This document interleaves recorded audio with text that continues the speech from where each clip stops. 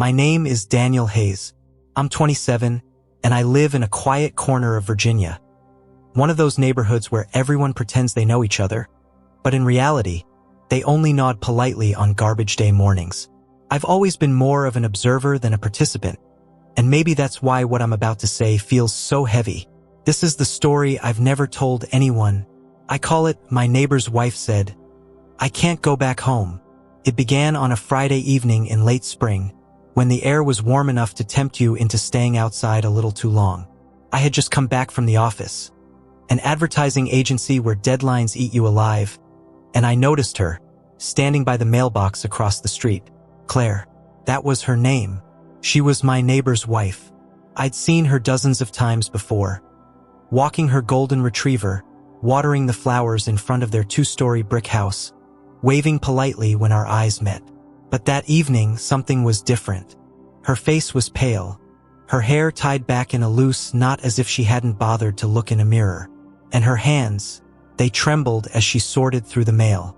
I wanted to walk past, say nothing, keep to myself, but something inside me pressed forward. "Everything okay?" I asked, my voice softer than I intended. She looked up, startled, as if I'd caught her stealing something. Then her expression shifted into something fragile. "No," she whispered, almost too quietly. "Not really. That should have been the end of it." A polite neighborly exchange, a sympathetic nod, and then back to my front door. But instead, she surprised me with a question. "Daniel, can I come in for a minute?" I froze. My eyes darted instinctively toward her house, where the porch light flickered dimly. Her husband, Mark, wasn't home. He usually came back late, driving in with the same heavy, tired presence every night. Something about the way she asked, almost desperate, made me step aside without thinking. Inside, the silence of my apartment pressed down around us. She stood in the middle of the living room, clutching the letters against her chest like they were evidence of something unspeakable. "Do you want some water?" I asked. Her eyes glistened. "I can't go back home," she said. The words dropped between us like glass shattering. For a moment, neither of us spoke. I didn't know what she meant. Did she have a fight with Mark? Was she scared? I wanted to ask 100 questions, but her trembling lips and the way she glanced at my locked door told me enough. She wasn't looking for judgment. She was looking for safety. "Sit down," I finally said. "Take a breath." She lowered herself onto the couch, pressing her hands against her knees to steady them. "I don't know why I came here," she murmured. I didn't know where else to go." Something about her honesty, raw, unpolished, hit me in the chest. I sat across from her, trying to find the right words. "You don't have to explain if you don't want to," I said, but she did. And once she started, it was like she couldn't stop. "Mark, he's not who people think he is," she said, her voice low. "Everyone thinks he's this charming, reliable man. But behind closed doors, he has a temper. Terrible one. He hides it well, but when it's just us..." Her voice cracked. I leaned forward, careful not to get too close, my heart pounding with a mix of sympathy and fear. Fear not for myself, but for her. "Has he hurt you?" I asked quietly. She hesitated. Her eyes darted to the floor, then back to me. "Not in a way that leaves marks, but he knows how to make me feel small, powerless, like I'm nothing." Her confession sank into me like lead. And in that moment, I realized this wasn't about curiosity anymore. This was about something darker, something I couldn't just ignore. The next hour passed in fragments. She talked, I listened. She told me how Mark controlled every decision, what she wore, who she spoke to, even how she spent money. She described arguments that ended with slammed doors and nights where she cried herself to sleep. "I've thought about leaving," she admitted, her voice a whisper. "But I have nowhere to go. My family's across the country, and Mark, he'd never let me just walk away." The vulnerability in her words tore at me. I should have said, "You need to call someone. You need to get help." But what came out instead was softer, more dangerous. "You're not nothing, Claire. Don't let him make you believe that."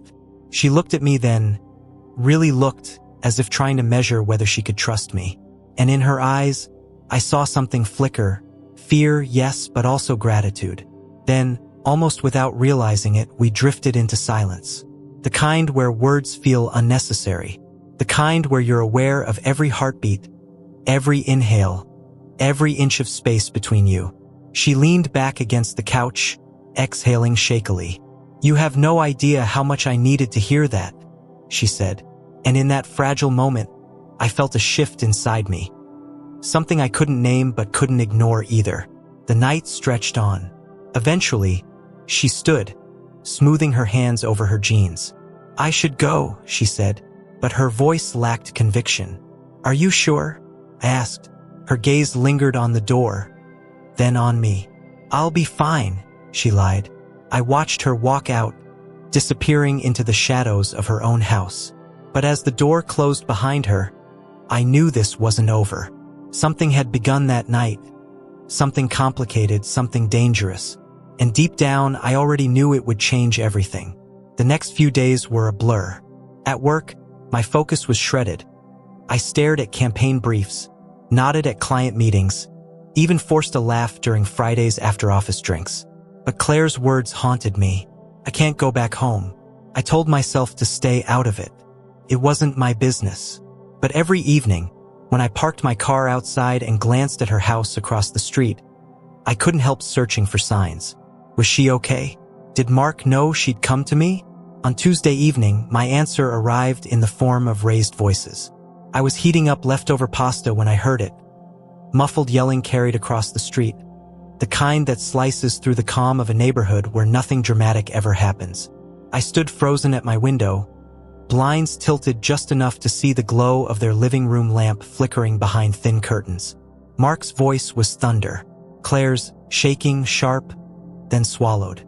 Every instinct told me to storm over, but I didn't. Instead, I gripped the countertop until my knuckles burned, listening until silence swallowed the night again. At work the next morning, fate twisted the knife even deeper. Claire walked into the building. I blinked. Was I imagining it? No. There she was, dressed in a navy blue blouse and skirt, hair neatly pinned, clutching a leather folder. I nearly dropped my coffee. She saw me, startled but not entirely surprised. "Daniel," she said softly, "what are you doing here?" I asked, lowering my voice. "I just got hired as an assistant in accounting," she said, eyes darting around nervously. "I didn't realize this was where you worked." Coincidence? Or maybe not. The world felt suddenly smaller, the walls closer. Throughout the day, I found myself catching glimpses of her in the break room, in the hallway, in meetings where our departments overlapped. Always polite, always professional. But beneath that surface, there was tension. A silent acknowledgement of what she'd confessed to me just nights before. And then it began. The whispers. Coworkers noticed the way she and I exchanged glances that lingered a beat too long. They noticed when she came to me with questions she could have asked anyone. In an office where gossip spreads like wildfire, suspicion needs no fuel. One afternoon, my manager pulled me aside. "Daniel, you're a rising star here," he said. "Don't let distractions derail you. Keep your head clear." I nodded, but my thoughts were far from clear. Because by then, it wasn't just worry I felt for Claire. It was something deeper, more dangerous. The breaking point came on a Thursday night. I stayed late at the office, buried in deadlines. Around 9 p.m., I noticed Claire sitting in the conference room, lights dimmed, her head in her hands. "Claire," I asked gently, stepping inside. She looked up, eyes rimmed with tears. "He was waiting for me when I got home last night," she whispered. "He'd been drinking. He accused me of lying, of hiding something.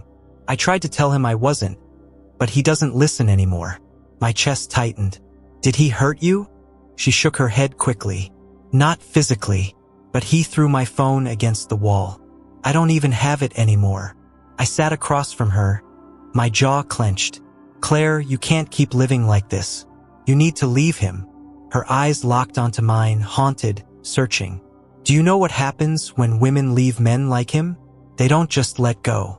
They chase. They destroy." I wanted to argue, but the fear in her voice silenced me. Instead, I reached across the table, my hand brushing hers. She didn't pull away. "Then let me help you," I said. Her breath caught. For a moment, the room tilted with an unspoken truth neither of us could ignore. And when she whispered, "I don't know if I can do this alone," I realized we had crossed an invisible line. That night, she didn't go home. She came with me, not in some impulsive, reckless way. It was quieter than that. We sat on my couch, barely speaking, the air thick with everything unsaid. She leaned against me, trembling, and I held her. Not as a neighbor, not as a colleague, but as someone who suddenly couldn't imagine walking away. Hours passed. At one point, she whispered into my shirt, "If Mark finds out, he'll kill me." The words chilled me to my bones, because I believed her.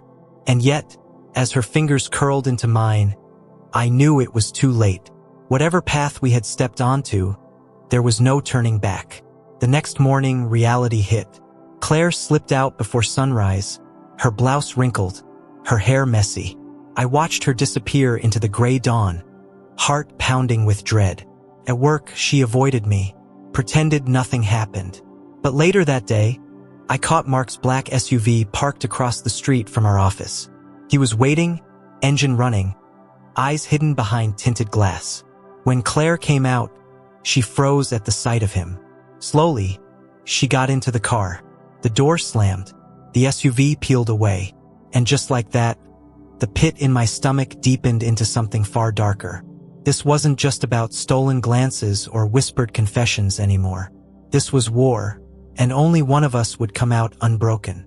The weekend came like a storm cloud that refused to move. I barely slept. Every time headlights swept across my bedroom wall, I thought it might be Mark. Every knock at the door made my chest seize. By Monday morning, my fears weren't paranoia anymore. They were reality. I arrived at the office early, thinking I'd get some work done before anyone else came in. But when I stepped into the lobby, Mark was there. He leaned against the reception desk like he owned the place, arms crossed, jaw clenched. His suit was sharp, his expression sharper. I froze mid-step. "Daniel Hayes," he said flatly. His voice was calm, almost too calm. "We should talk." I felt every muscle in my body tense. "Mark," I said, keeping my tone neutral. "What are you doing here?" He smiled, but it didn't reach his eyes. "Funny question. I could ask you the same thing about last Thursday night." My blood went cold. He knew. Before I could respond, Claire walked in through the revolving doors, clutching her folder, her face pale as porcelain. The moment she saw him, she stopped dead. Her lips parted, but no words came out. Mark's smile widened. "Good morning, sweetheart," he said. Then his eyes flicked back to me. "Don't worry, Daniel. We'll be having a private conversation soon." He brushed past me, leaving a wake of tension so thick it nearly suffocated me. That day, the office buzzed with whispers. Claire avoided everyone, especially me. My manager cornered me again, his tone sharper this time.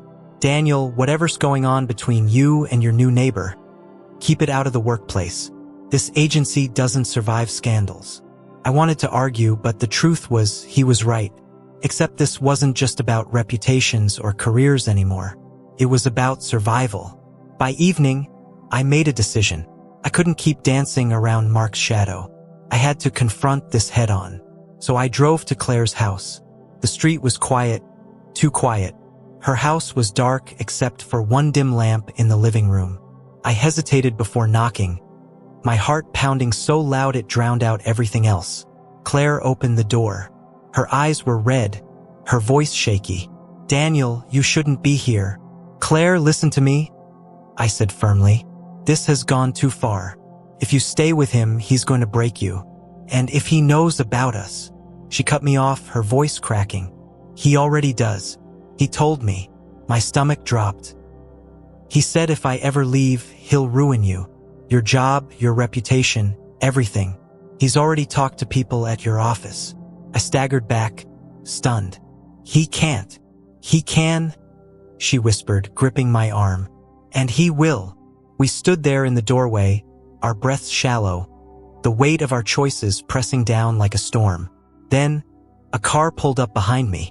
Black SUV. Headlights off. Mark. He got out slowly, like a predator savoring the moment. His steps were deliberate, his eyes locked on mine. "Well," he said, his voice low, controlled. "The loyal neighbor. The knight in shining armor. You think you can save her?" I didn't answer. My fists clenched at my sides. He stepped closer, towering over me. "You don't know what she's capable of, Daniel. She's not the victim you think she is." I blinked. "What are you talking about?" His smirk twisted. "Ask her about Chicago. Ask her about the man before me. She destroyed him, too." I turned to Claire, searching her face. She looked shattered, her lips trembling, but she didn't deny it. My world tilted. Doubt slid in like poison. "Daniel," she whispered, tears spilling. "Don't listen to him. He twists everything." Mark cut her off with a bark of laughter. "You really think she came to you because you're special? No, she came to you because she's bored. Because this is what she does." The words sank deep, sharp and venomous. For a moment, I didn't know who to believe. My chest ached with betrayal, confusion, rage. But then Claire reached for me, her hands trembling. "Please, Daniel, you have to trust me. I can't go back in that house tonight." I looked at her, then at Mark, his smug certainty, her desperate eyes. My mind spun. Was I her protector or her pawn? I didn't know.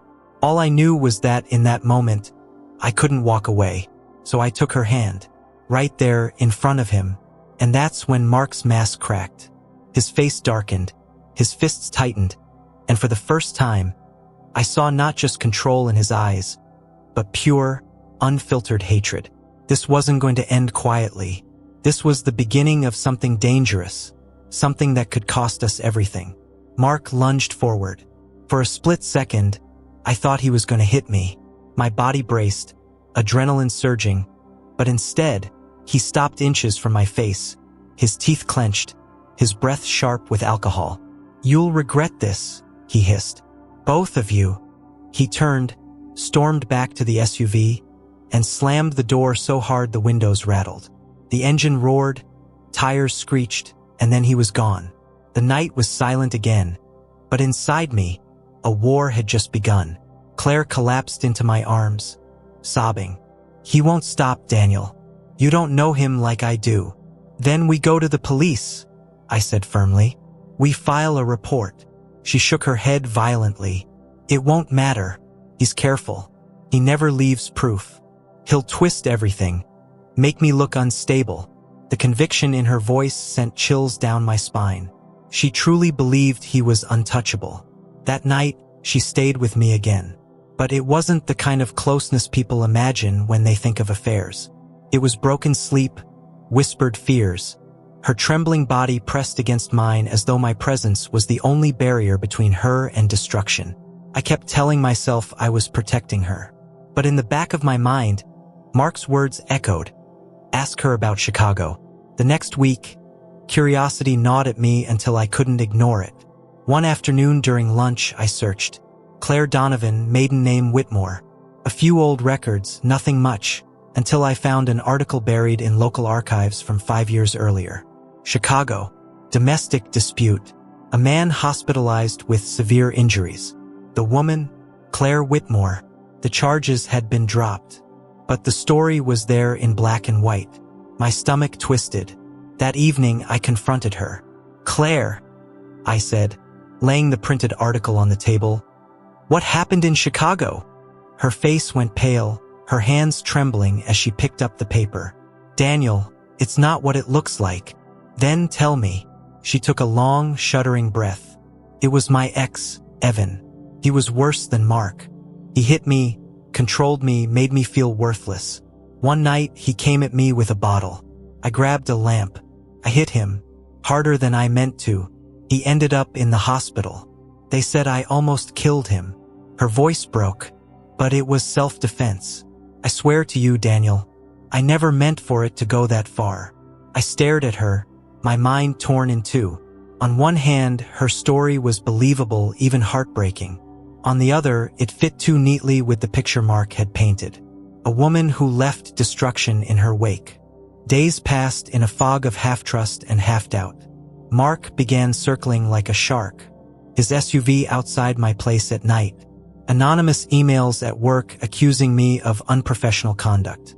My manager's patience thinning by the day. Then came the final blow. One evening, as I walked out of the office, Mark was waiting. This time, he didn't hide in shadows. He stepped right into my path, his eyes blazing. "You think you're saving her?" he growled. "She's using you, just like she used the last man. And when she's done, you'll be nothing." I clenched my fists, but I didn't strike him. Couldn't. Instead, I said, "Maybe the problem isn't her. Maybe it's you." His lips curled into something between a smile and a snarl. "You'll see."